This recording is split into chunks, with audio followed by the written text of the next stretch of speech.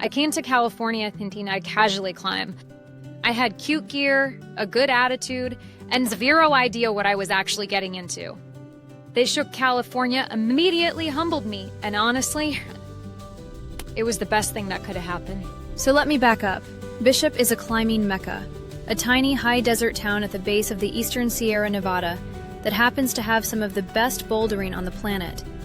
And the climbing community here does these incredible expo-style weekends, vendor demos, skills clinics, guided sessions on real rock. Think part gear festival, part climbing camp, part excuse to be in the desert with your people. Coffee trucks, wristbands, chalk dust everywhere. This was exactly my kind of adventure weekend. Getting there from Nashville was a mission in the best way. Flight out to California, rental car, and then this stunning 2-hour drive through open high desert. Wide sky, the Sierra Nevada stacking up on one side, the White Mountains on the other, air getting crisper every mile. I met up with 3 of my girlfriends, one who was absolutely fearless on rock, one who kept us laughing the entire trip, and one who triple-checked every safety setup before touching anything. She's the one we need. And then there was my buddy from California, accomplished climber, calm, technical, safety first, which means I was about to get thoroughly roasted by physics. The expo day was everything. Pop-up vendor tents, gear spread out across the grass, people doing footwork drills on flat ground, a mountain of crash pads, and genuinely the best coffee I've had in a month. We started with a skills clinic, footwork fundamentals and falling practice. That sounds basic, but falling well is a real skill.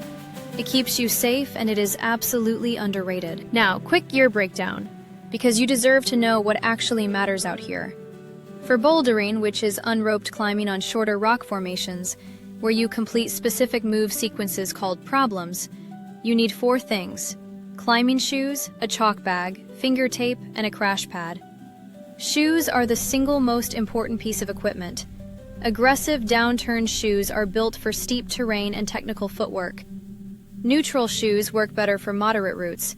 I had the right pair, barely. One more thing I learned to love, the bouldering brush. A stiff little brush you use to clean holds between attempts and brush off chalk marks when you leave.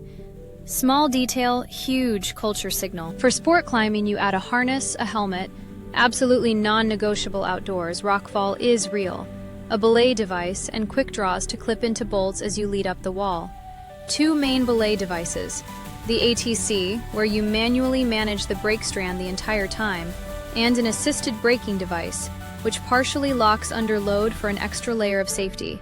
Both require proper training. And seriously, learn from people who know what they're doing.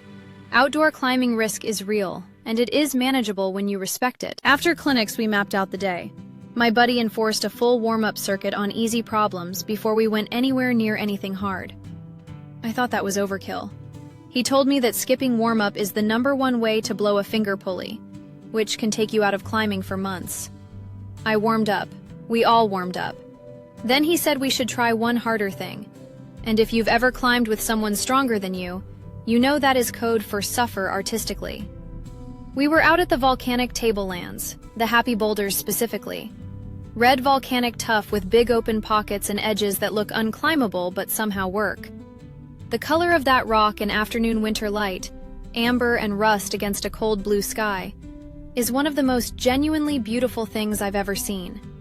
But we were there to climb. Attempt 1. Chalk up, step on, fall off immediately. My friends were incredibly supportive, by which I mean they laughed. My buddy watched quietly, then delivered one precise fix. Your right foot is cutting loose. High step it instead of smearing. That's it. One line. Attempt 2. I got further. Lost it near the top. Grip too tight, breathing all wrong. He reminded me, hips in, trust your feet, let your shoes do the work, and breathe. Attempt 3. I got to the crux move, and I'm going to make you wait for this. I reset, chalked up. The girls stacked the pads, my buddy took his position as spotter. Spotters in bouldering don't catch you, by the way. They guide you onto the pad and protect your head and neck. That is the whole job.